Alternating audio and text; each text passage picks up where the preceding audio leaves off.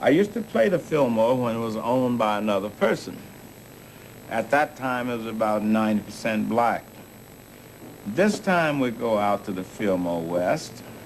I saw all these long-haired kids and all white kids. BB said, Mr. Walker, you need to find the right place.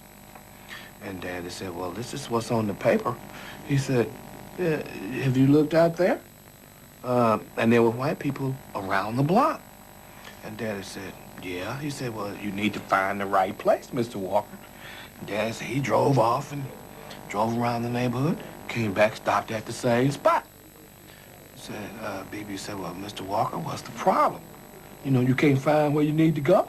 My road manager went inside, and when he saw Bill Graham, he talked to him. Bill said, no, this is the right place. So he came out to the bus and said, no, B, this is it. Come on out.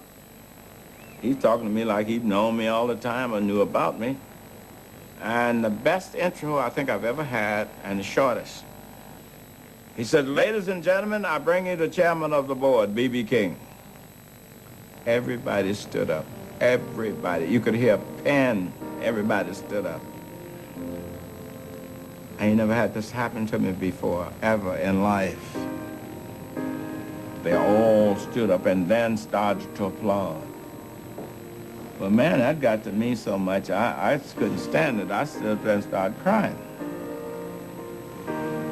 Do you know, out of my about 45 minutes playing, I had about 3 or 4 standing ovations. And when I got ready to leave, they stood up again. And that was the beginning of playing to a different crowd of people. And that night, instead of having about 90% black, we had about 95% white. It's the first time ever. And that was a feeling I don't know how to describe, but I wish I could.